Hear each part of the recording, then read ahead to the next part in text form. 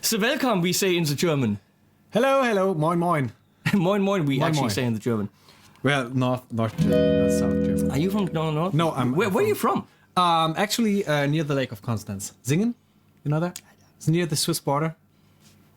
But that's where you're originally from. That's not where you came from today. I'm living near Stuttgart. Okay. Yeah, but still South Germany. We're already talking about stuff that, this is Nico Schliemann. Hi. Say it with me, Nico Schliemann. What do you know?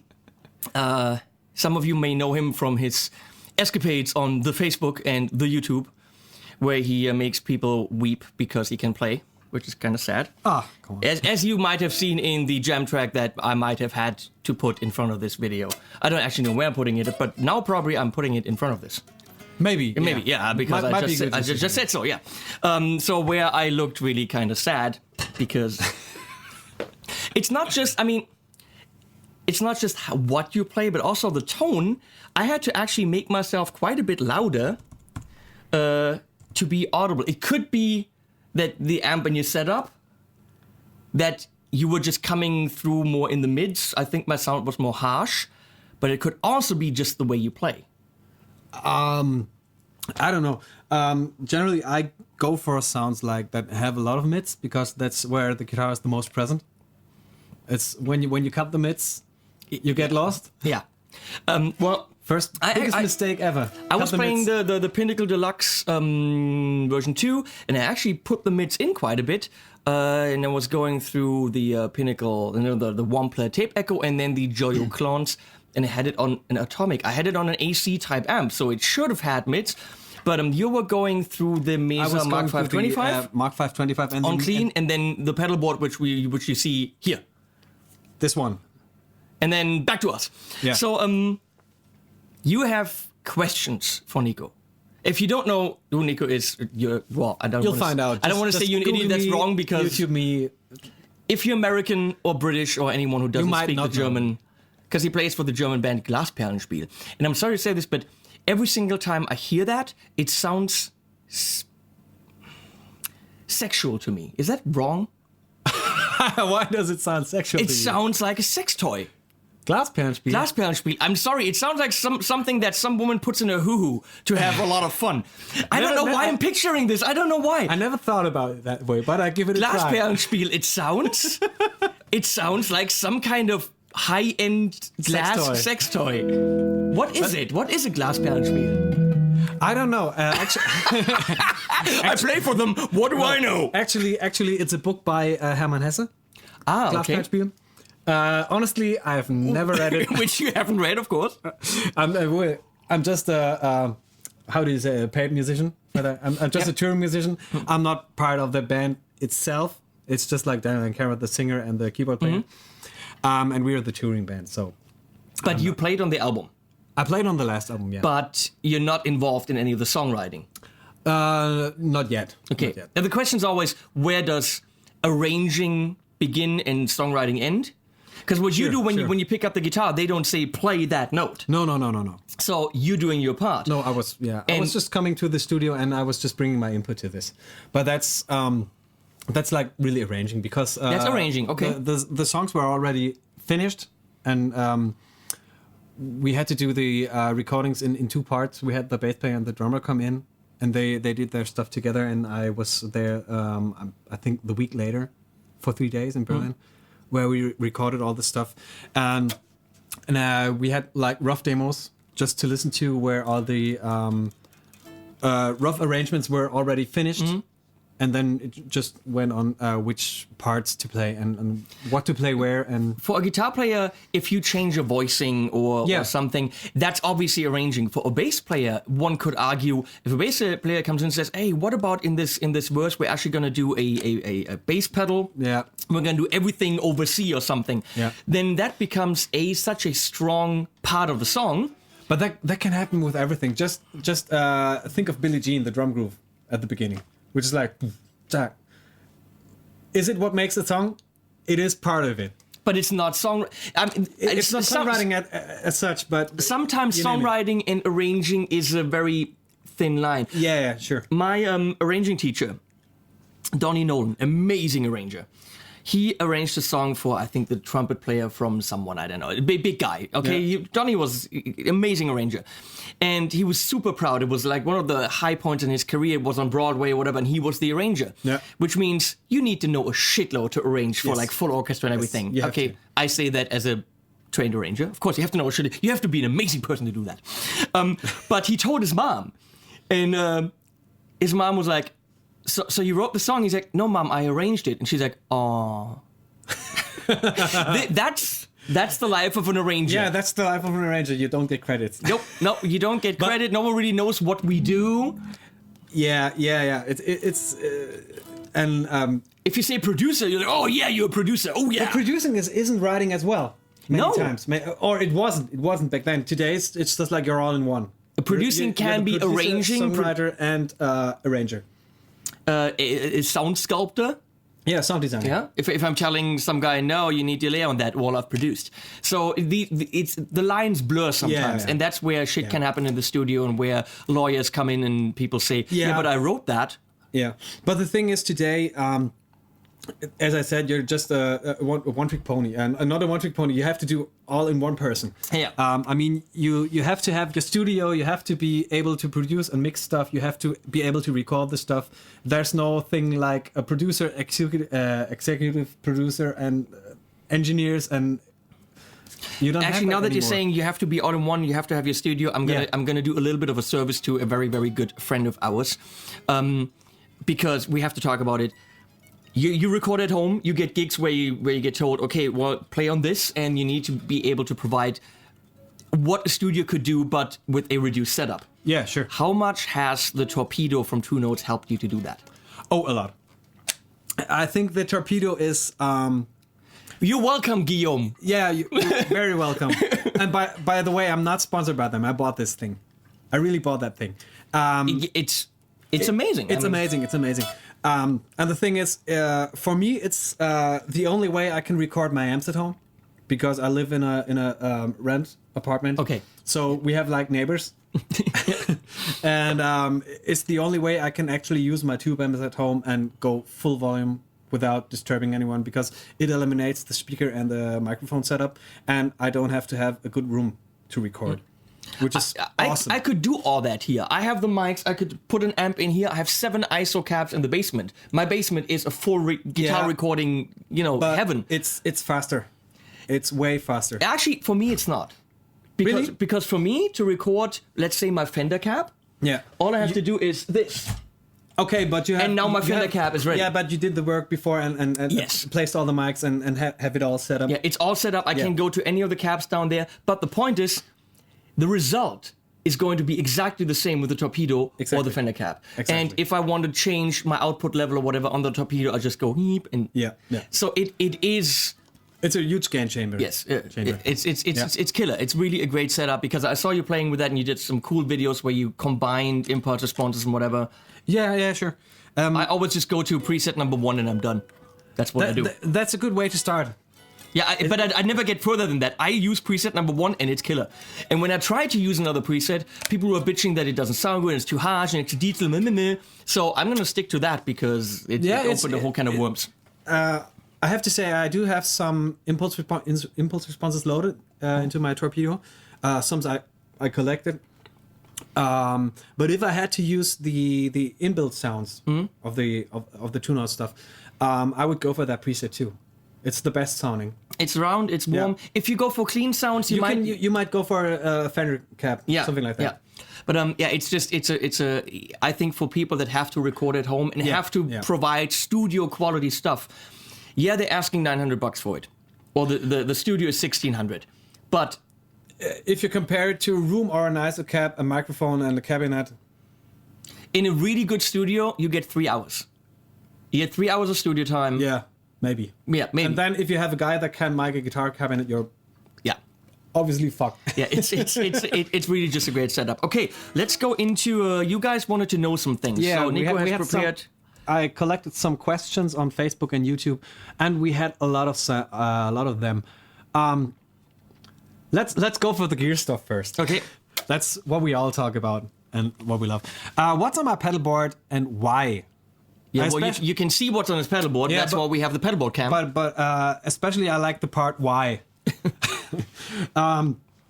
When I record, I usually use all the channels of my amps. Just for the sake of it, you're more flexible by that. But when I go live with my amp, I usually just run straight into the clean channel. What amp do you play? Mark 5? Live I use mainly the Mark 5. Yeah. But if you only go into the clean channel of the Mark 5, Yeah. why not play the 25 and carry less? Because when I got the Mark 5, the 25 wasn't out yet. I would have a talk with Mesa about that. I would. Well, I'm just saying. I'm actually thinking about maybe getting 2 of the 25s and plus 1x12 extension cabinets, so I can go stereo. I'm going to have to tell you something that I can't say before next Thursday, but there is a great solution for that. That's all I'm going to say next Thursday. Please tune into my channel to find out more. I have it next door. You will see. It's amazing. Right now we're going into the Mitsubishi Mark 5 25 because that's simply what he plays. And I happen to have one. Well, maybe we should just go... show some tones. Yeah, I just show my tones. That's I just have a little delay on because otherwise it just sounds naked. That's just... no, it's not the clean tone. That is the clean tone. Wait, careful. Whenever you're playing, don't talk. Ah, yeah. Because it's either or. Yeah, this is something you have to get used to. This is something I fuck up in my videos all the time. This is why mainly all my videos on YouTube are non-talking videos. And we don't do that here. We talk a shitload. Yeah. Yes. Okay, that's my clean tone. No pedals on. It's just a little delay from the timeline.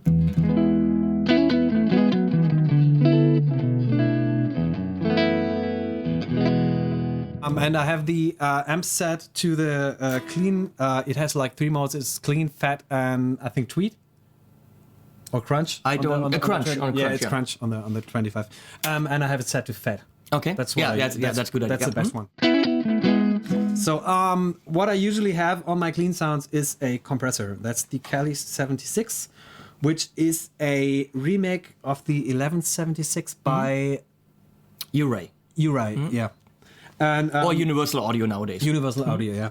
And the good thing about it is that it can do parallel compression. It can blend in the dry signal, which the original can't. Yeah, which the original 1176 can. But the thing is, the Uray was used in the studios just in a send from the the mixing desk, and you could go parallel on a in a really complicated way. Yeah. And it has it built into the pedal, and that's the way I use it.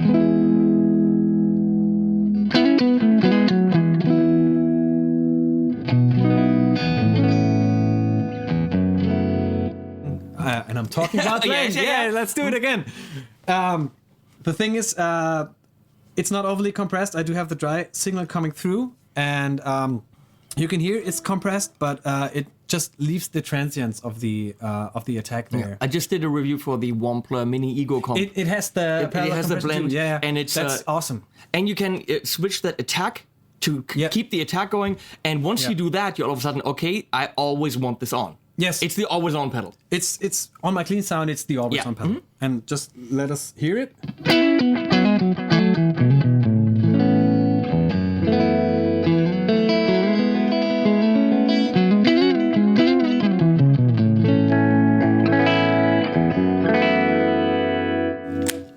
I think it's not clipping. Yes.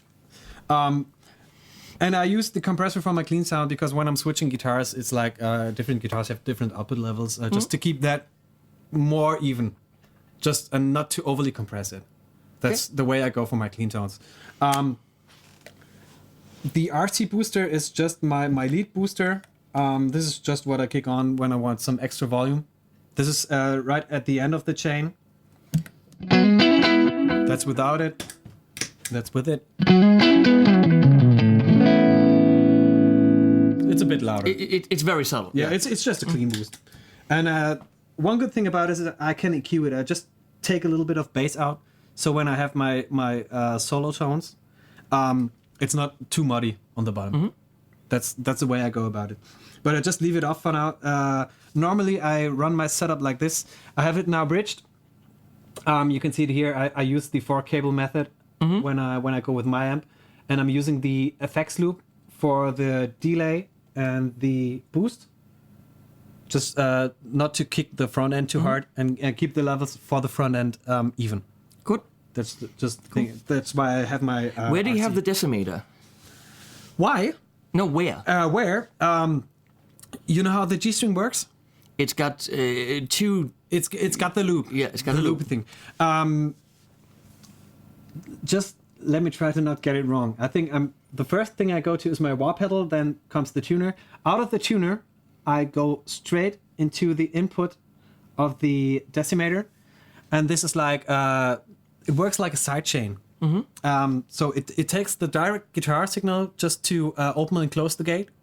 So you have like nothing affecting the guitar tone. Oh, okay. Yeah, and this is just acting like the gate. And then I'm going through my switcher, and after all the drive pedals, before I hit the front end of the amp, I have the second part of the pedal where the noise reduction comes in.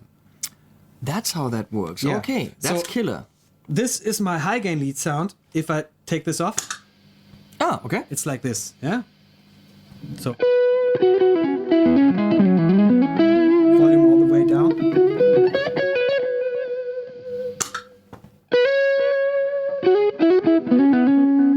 Volume all the way down. It doesn't cut off the notes. That's Beautiful. why I use this one. And it makes It is the best on the it is, market. it is the best one. I think the TC one does almost the same. It has the same kind of. Crimson Le Diable. He tested both of them. Yeah. And the TC is digital. Oh, okay, it's digital. I And didn't know that. he said he's a picky motherfucker. Yes, you Yeah. are, Crimson. But he tested them. He said the TC, he can hear artifacts. Okay. He said I never tried it. Yeah, he said just, it's not on the level. Yeah. The TC is about $130. This is 270. 270. Yeah. It's not cheap, but it's definitely worth it because it makes everything dead quiet. Yeah. I mean, No, that's. I would say I need to get one of those. Only that I have the pedals on the. I mean, I can just cut it. yeah. So I for I a think- live setup, I would definitely have a decimator. Yeah, I think these are also available in a rec version. That's a bit more expensive, and I think it is. Is it stereo? I don't know. Maybe. I don't know. But definitely, if you want a quiet pedalboard, definitely the way to go. Talking about stereo, you might want to tune in next Thursday and next Friday. You definitely want to do that because that's when NAMM coverage starts. But something's coming. I'm just saying. I'll tune in. I'll have to. So we were just. Let's go to my crunch sound. That's the Sweet Drive by Sweet Spot Guitars. Christian Sedelmeier. He's also a guy from the Lake of Constance, or near Okay. the Lake of Constance. He builds these things. For the main part, he just sells guitars. He has like a small guitar shop where he sells like custom shop Gibson stuff, used stuffs, and some vintage gear.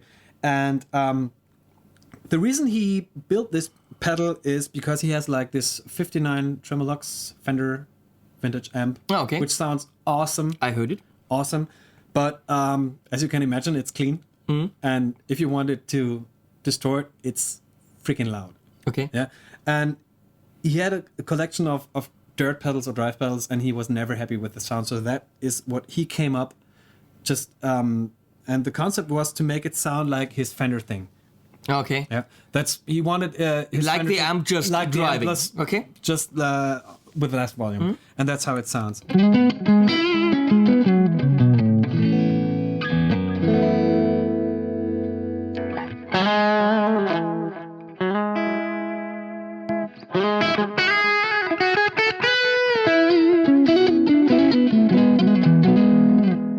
I'm having it set just like a very low crunch setting.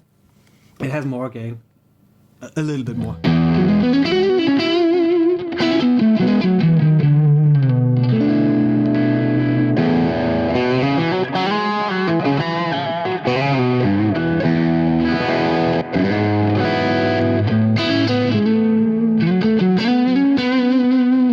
It's a very fine overdrive. I love it. And that, ladies and gentlemen, is what we call amazing tone. Just in case you didn't recognize that, that's what we call amazing tone.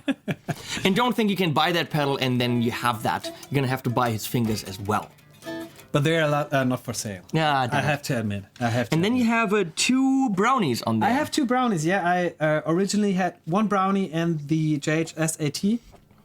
Not outing myself, just like Andy Timmons. No, not at all. Not at all. No, I'm a big Andy Timmons fan, and I love the AT. But the thing is, I love the Brownie. I have that set for my crunch tone, which I'll show you, which is like a bit more than the Sweet Drive is.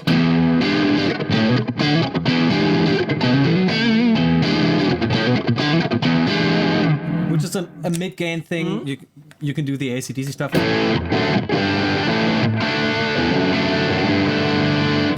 And I love that sound. It's very reactive to the guitar and works well with many amps. Who makes that? It's CMAT Mods. Oh, okay. CMAT Mods. Great pedal. It's the only one I have from them. I don't know how the others are, but this one is killer. That's why you have two. Yeah, that's why I have two, because I ditched the AT off my board because I wanted to have this thing as my low gain or mid gain crunch and as my lead tone. Because I always liked the high gain version, just like giving it really a lot of gain. But the AT wasn't that good in the mid gain thing. It wasn't as reactive as this one. So I just ditched it and bought a second one. And that's just set a little bit.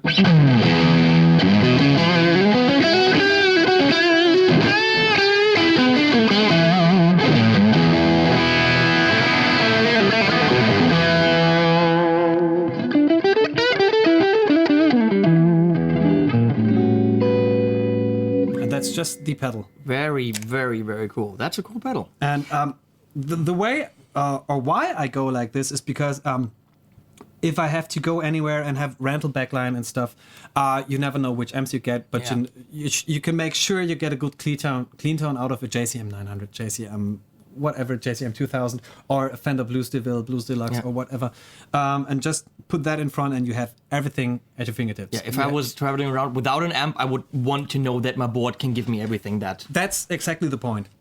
So there you go. That's his board and why. That's my board and why. Yeah. You had a million questions. Let me look at the time. We have a little bit more time. Yeah, we have. Because he has to actually leave and play a gig tonight. Yeah, I think I have just like 40 minutes to go. Question about finger vibrato. Do we have to go into that? Let's not go technical here. Just, practice. Yeah. Wiggle it around. I don't know. Yeah. Blah, blah, blah, blah, blah, blah. Okay. Somebody wants to know more about the AT model. It's the Andy Timmons model. It has some scratched up and stuff. And dumps. It's broken here. I don't know. It's just actually it's stock as it came from okay. I have. But that's a Japan Prestige model. That's the actual top of the line. Because they make that as a premium. Yeah. Okay. But the premium is exactly the same. It just has no locking tuners and a different tremolo. Everything else is the same? Everything else is the same. Same pickups, same woods. Really? Yeah, it is. Because I heard from a reliable source that I would trust that he's playing it, the premium, and he wasn't very happy with it. But that's I think that might be wood choices. Okay. I mean every guitar differs. If you take two models of the same line, even this one and another one would sound different. How much does it clock in at? Do you know? I think 2,400 maybe. Okay. Something like that. I'm just seeing it, but that's kind of a weird choice with the one ply not angled pickguard. Isn't that kind of weird? That it's like a sharp and one ply. Yeah, I know you've never seen that. You've never paid attention to it. But I do. I don't fucking care. I don't fucking care. I would immediately say, why isn't this nicely angled? And why is it a one-ply pickguard on a guitar for that much money? I don't know. It was the original design. He might actually go for...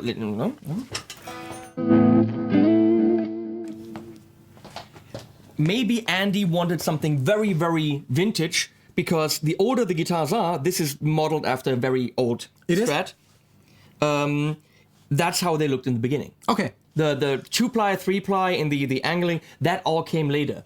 When I got this guitar, I hated this pickguard, and I really want a more modern one, maybe one that's slightly greenish or whatever, like vintage, but I wanted one that looks nicer with 3-ply. And I can't get it because the way that the screws are on this is totally vintage. So this is a 9 or whatever and I think it's 11. One, yeah. 2, 3. So all the pickups you can get now It's 9. wouldn't fit into these screw holes. Yeah, I know. So That's vintage specs. I honestly, so maybe that's vintage specs. Maybe that's what it is. it has 9 screws. Maybe it is. It looks Because the new ones are 11. It looks totally vintage. Yeah, because Ibanez is so vintage. Yeah, absolutely. And to be honest, I don't care about old guitars. I like them when I get to play one from time to time, but I wouldn't buy one. I wouldn't mind. Not for that money. You can buy really good guitars nowadays, which are brand new with modern specs, modern manufacturing methods that sound great. And also, things I prefer is things like flat fretboard, just like 9, not the typical 9-inch radius. I prefer like 12-inch radius. I don't know radius. I just pick up guitars and play them. Yeah, but that's things I like about this one. This has a flat radius. Relatively flat. Yeah, I can see that. The Talman you got. Yeah. There, it has like a 12-inch radius, which is also very flat, and which makes the kind of modern feel to it, and which makes it easy to play because the notes don't fret out when you bend them a lot. And of course, you will always do. That's you do that every day. I actually do stuff like that. I know. So one of your questions was let him play a couple different guitars. Yeah. My prediction is it doesn't really matter what you give him. It's going to sound like Nico Schliemann from Glasperlenspiel because that's who he is and that's what happens. But let's go from $2,500 down to 69. Yeah, that's. I'm looking forward to this. Because I put this together myself. It's a Thomann Harley Benton build-it-yourself guitar. I would recommend probably not wiggling on this because that's probably a bad idea. I don't use that stuff. You don't need that kind of negativity. No. The headstock I designed myself because you actually have to cut it. It comes as a paddle. It comes as a paddle? It comes as it's pretty much just like a big... You should have left it like a paddle. It looks horrible. Yeah. But this also looks horrible. But who cares? It's just, it's an idea. And then this is spray from Obi. Oh, the you local sprayed it also? Yeah. It comes as a blank piece of wood. Okay. Yeah, it feels a bit awkward. But I thought it was kind of cool, this kind of granite kind of thing. Yeah, when it's itching. And some people said it looks like a kitchen countertop. So we'll just dig right in. Yeah, let's see what it sounds like.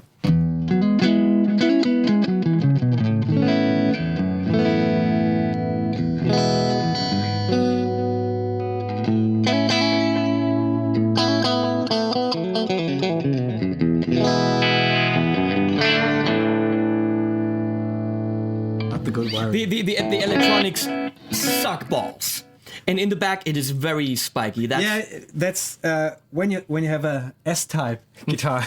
S-type. We're not allowed to mention any of the brand names here. Nope. Or the registered trademarks. Yes. By a company with a big F at the beginning. I don't know. I don't know what you're talking about. The good way to wire this is to have the bridge pickup on that tone up, just alone. That's the best thing you can do with it, because you can always roll it down. It's on these do-it-yourself on the FG type that I have. Volume is on or off.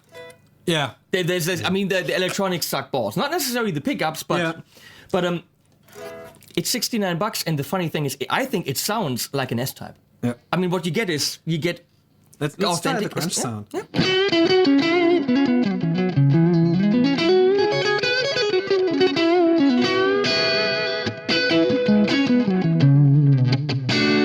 Let's go for some dirt.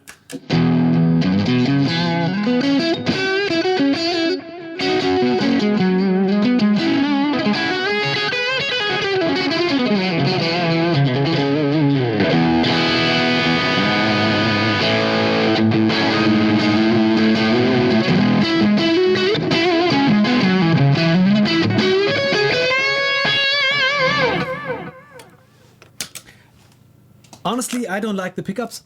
Okay. They're a bit too bright, but they're probably $4 to $5 maximum.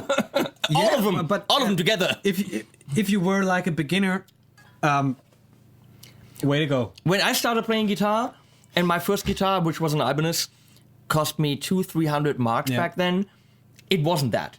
It wasn't nearly that good. Yeah. So let's go. Let's go up in price range. Because some of you asked, for Nico to play the this one, which is the prototype. the prototype.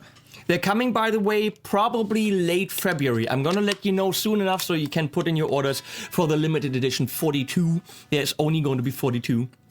And everyone who actually wants one, you will have a chance to order it soon enough. I will let you know when they go on sale, and then you have to sit there. You know that episode from Big Bang Theory? Where they're trying to get into Comic-Con, they're all sitting there refreshing. You can do that. You can do refresh. So let's hear this one.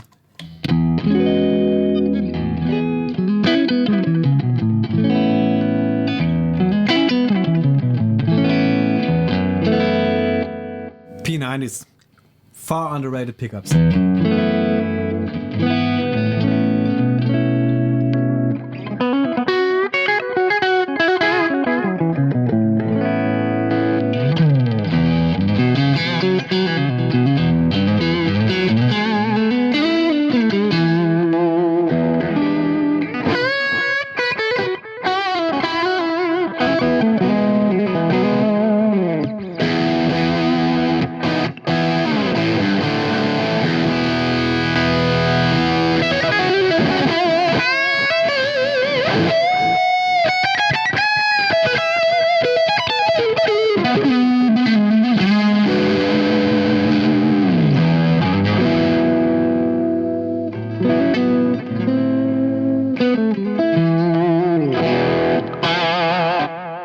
Works great. It's going to be $349, including a fake leather gig bag. And it features a, what's that called? Purple Heart neck and fretboard. So it's not rosewood, so it's safe. It's safe. And it'll have a Hitchhiker's Guide to Galaxy logo in the 12th fret. And on the back of the headstock, oh god, I'm going to have to actually say that now somehow. It has The footprint. Congo's foot, and sadly to say that there is a chance that... well, I did this because Congo's an old dog and I wanted to have a memorabilia of her. There's a chance that Congo won't survive next week while I'm at NAMM. He's pretty sick, and there is a chance that I'm going to have to say goodbye to my dog tomorrow morning and probably not see her again. So this will actually mean quite a bit to me that some of you will have her paw on the back of your guitar. So hopefully she'll be still around when I come back, but who knows? Yeah. So this is very, very cool that her paws on the guitar. It's a nice detail. Yeah, and some of the guys said do something unique to you on your guitar. Yeah, absolutely. So that's what we did. Absolutely. And then we have Merple. Yeah, we're jumping quite a bit in price here. Just a bit. That clocks in at about 6,500, and it's as nice as a guitar. 6,500. Oh, Yeah, that's a lot. You have okay. This is bridge. This is neck. I don't care, have it open anyway. And here you have single coil, which is actually works pretty well on this guitar. We'll see. I'm just saying. What do I know? What do I?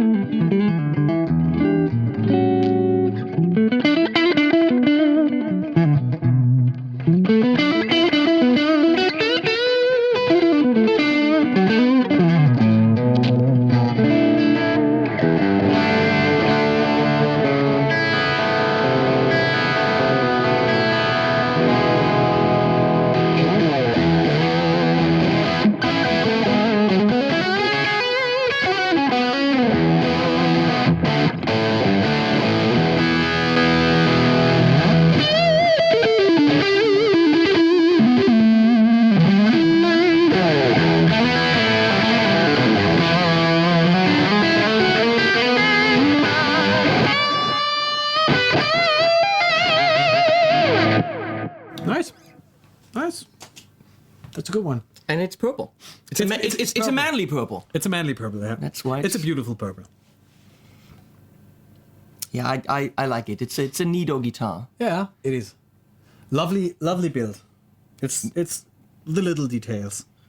And it doesn't sound like a traditional LP.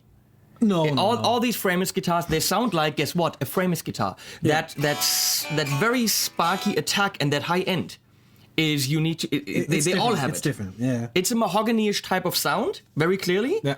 But the attack portion doesn't feel like a traditional LP, I think. It's different. Yeah. And I don't know why it's different. I don't know how they do that. I don't know what they're doing about these guitars so that they all kind of have their sound. I have no idea. I do have a Les Paul type guitar. An L type guitar. Single cut. A single cut. Yeah. Isn't single cut a trademark as well? No. But I do have a Les Paul type guitar, not by Gibson, which sounds also it sounds better than most Les Pauls. Which is not difficult to do. Yeah. There are some brilliant Les Yeah, Pauls. yeah. When I was at Musikproduktiv, the guy in the custom shop down there was like, well, Gibson makes great guitars. And he's like, you try this one. And I'm playing it, and I'm like, hell, this is a great guitar. How much is it? $8,500. Yeah. So obviously any company that sells you a guitar for $6,000 Yeah. plus, anything other than complete brilliance would be ridiculous. But we're talking about delivering great instruments Yeah. for $2,000, where the frame is custom shop, master builds, they're brilliant guitars. But if you play one of the German team build, the Pro Series, which I had in China, clocks in it in exactly $19.99. Okay. It's scaled down version of this. It's an amazing guitar that will serve you really, really well for $2,000. Now, go and buy a €2,000 Gibson, you could get a good one.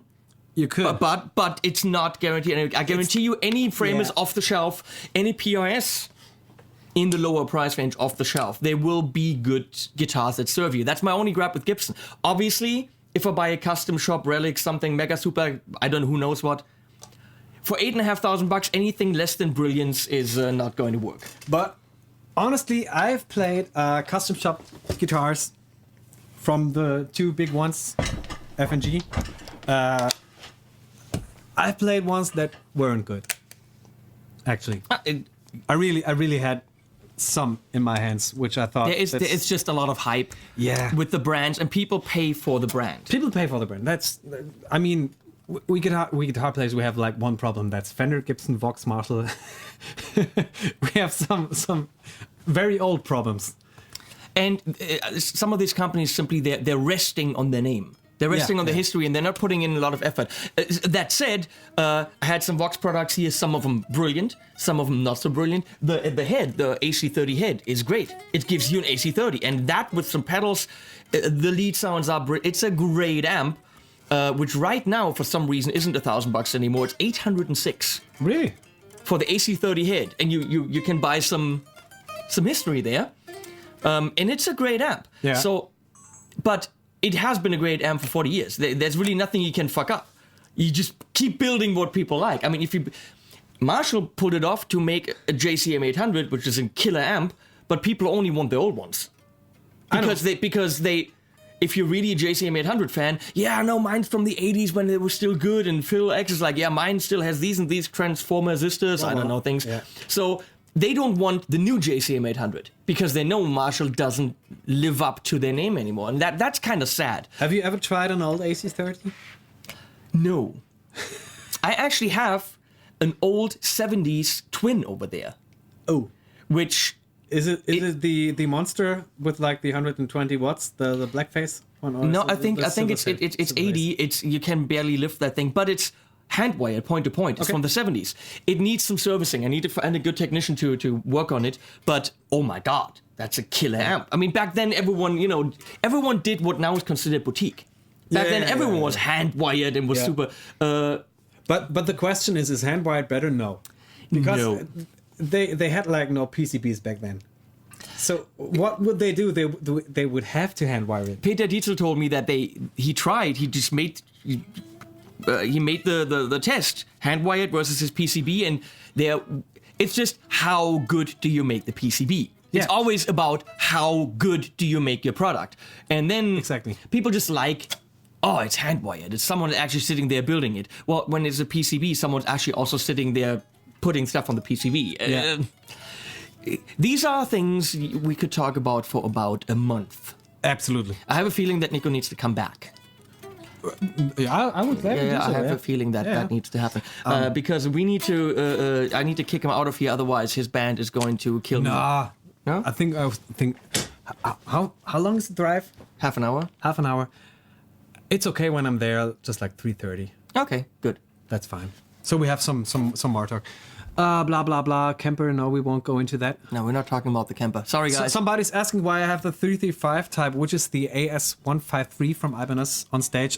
It's a different guitar. It's a semi-hollow ES335 type guitar. Different color.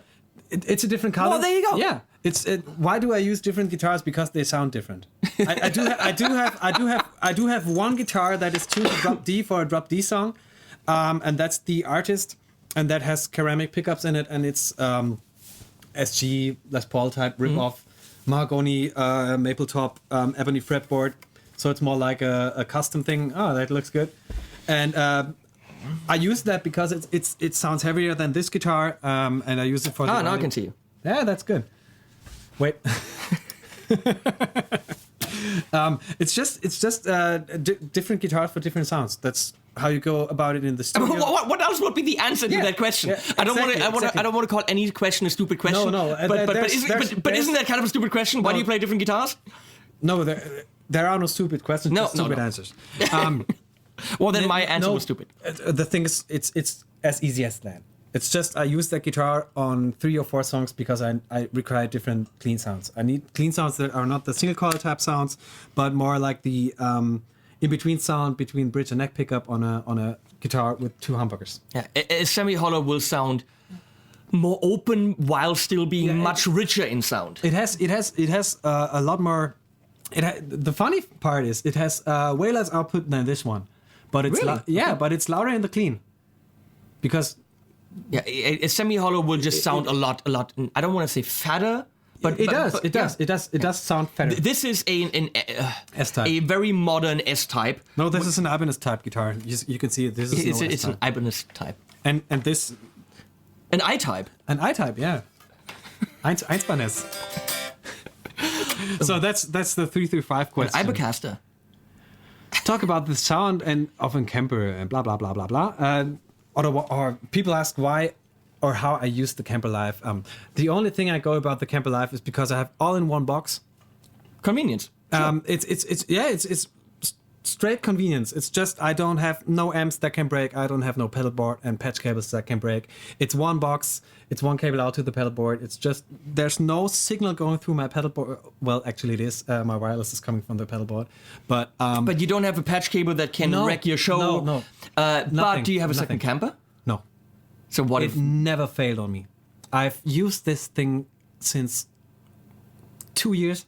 Yeah, but it could. It could. The only thing that happened to me is I forgot to switch it on.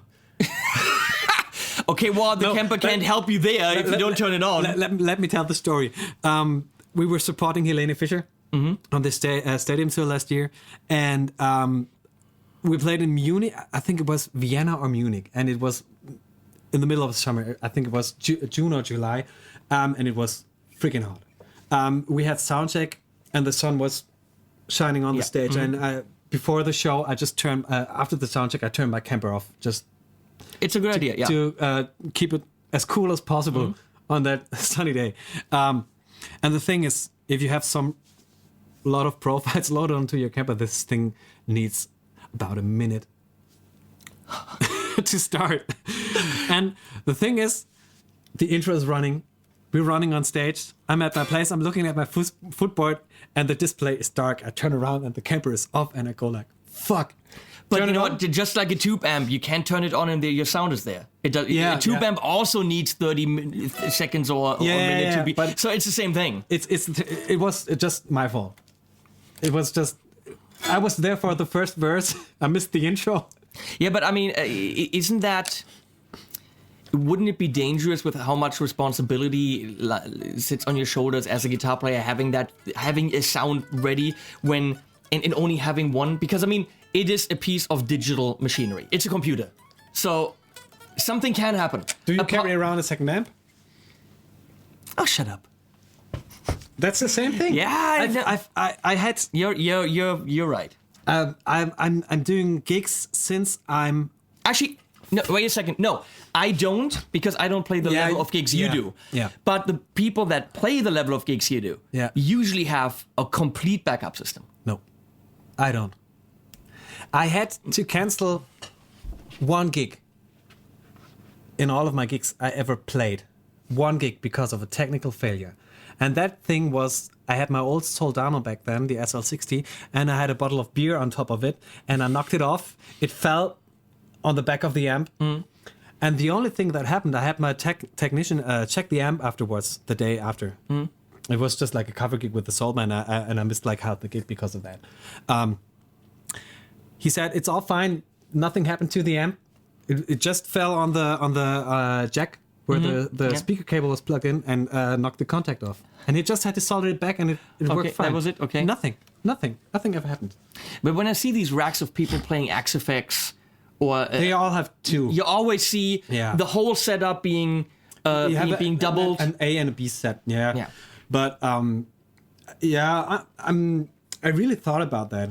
And maybe I'll get a second camper, just like the Toaster one, just for a backup, and for that I have one at home and one in my touring rig, so I don't have to bring home my touring rig for recording and stuff. Because I would even think, hey, just leave it in the bus or leave it in the car. Yeah, it is. Don't bring it on stage. But if something should happen, it'll take you 3 minutes because right now, not even 3 minutes, just the 1 minute for the start. But should something happen to your camper tonight, you couldn't go on, right? You couldn't continue. No. I mean, the band would just without. Yeah, they would. Yeah. But actually, knock on wood, nothing ever happened. Never ever. I had more issues with my wirelesses. Which we won't mention who that is. No, unless you want to mention who that is. No, it's. I could mention. I switched wireless. I switched from Line 6. I had the G70, which is an awesome wireless. I used the G30 and it did fine job for me. Yeah, depends on how big the stages are. Okay. And the thing. Not big in my case. No, the thing nowadays is if you're playing in a big band and you have like bigger venues with lots of people there, all the digital wirelesses that Line 6 and the Shure one I use now are working in the wireless LAN frequencies and 2.5 gigahertz, I think. And one problem with this smartphone stuff, everybody has one, and the LTE stuff is all working in the same frequencies. And then you have like the club wireless LAN and stuff, and you have like big LED walls and. Well, you have how many people come to your shows? I think it's 1,500 upwards. Okay, so let's say 2,000-3,000 people having phones. Everyone has this thing on. Nobody turns his phone off. Everybody is like Snapchatting, Facebooking, and stuff during the shows. Of course, why wouldn't you? Why wouldn't you just enjoy the music? Now you can imagine what the wireless is fighting against. Yeah. No, obviously that's the problem. Yeah. See, I think at the show that I played with Campaign, the first gig, I think there were maybe 30 people. I think that was it. So not the biggest problem. Yeah, no, but another thing is if you have like a live broadcast TV shows. Yeah, okay, that's a strong signal. When they have like the cameras, they are not running on cable. They are also running wireless. Oh God. Yeah? Okay. And you can imagine if you do a sound check in the afternoon. There is no film team there. There are no cameras there. There are no camera wirelesses. Yeah. Then in the evening, you're going on stage and everything is fucked up just because these guys weren't there. It's always the same. Do you have a cable lying on stage as a backup? I do have a backup cable. Yes, I have an AB box on my pedalboard, and I can switch to a cable in case something goes down. Smart. That's never go without a cable. And that's what she said. I don't know. Yeah, that's what she said. That's some things. Do we have any more creative random song from scratch? No. No. Harley Benton's got. We've done that. We've done that. Play which pedal am I? that actually we should do that at some point. I did that with Juan Alderete. That was really funny. He's running that there. Yeah, that was actually really funny thing we did. Too bad we didn't have enough more time because with him he was so mean. He picked volume pedal. He made me a volume and it's like Ernie Ball volume. And then he goes into the normal one or the junior one? I think the norm, but it's like you never think of a volume pedal when you talk about pedals. Yeah. And then he's like, it's the company that makes the greatest strings in the world. I'm like, D'Addario? And he's like, no, the ones I play. I'm like, why don't you play D'Addario? So I'm like pushing D'Addario on him. And he picked really clever ones. It was a fun video. Juan is a cool guy. I really hope I run into him at NAMM and just be silly with him. My God, so many people to run into at NAMM. I made a list of companies I need to visit. I think it's like 60, 70 companies. Holy shit. Only the ones that I've been working with or that I think have interesting stuff. I think to cover everything I need to cover in those 4 days it's impossible. It's completely impossible. I wrote a big list. I wrote all the booth numbers, and I know this is what I want to work through, so I can check them off. Yeah. No idea how I'm going to do this. You have to like plan the route where and how to go. Yes, I actually want to. Well, the thing is, I can't just go and run to the companies. I have to run. I have to film. I have to edit and upload from NAMM. Yeah, because you guys don't want to wait. I can't take the stuff home and upload next week. So I have to. NAMM is over and everybody knows already. So I have to do 2-3 videos, film them, run to the booth, edit, export, upload. While it's uploading, continue filming, and that non-stop for the whole time. Yeah. Shitload of work. I will be completely dead. In the evening, some companies will probably want to invite me to dinner and hang out. So I'll be like, on Tuesday, I'm invited to the Friedman VIP concert in Hollywood. Nice. That'll be fun. There'll be, Relax. There'll be, well, I was thinking booze and hookers, but okay, Phil X, fine then. Or who else is playing Friedman? Phil isn't playing, but the Jerry Cantrell is there. He's going to be playing, nice. And some people I don't. If David Friedman says, "Come to my party," you come to his party. Okay, that'd be like that's of course. I'm going to kick Nico out now. I have to edit all this, and who wants to do that? Thanks for watching. I promise I'll come back. Yeah, we'll definitely do that. And check out his channel, Nico Schliemann, on YouTube, right? On YouTube, yeah. Just search my name on YouTube. And I'm off. I don't know if I will post anything in the next 2-3 days. I don't know. I'll try. Yes, to work. And I guess thanks for watching and go away now. Take care. Bye-bye. Bye.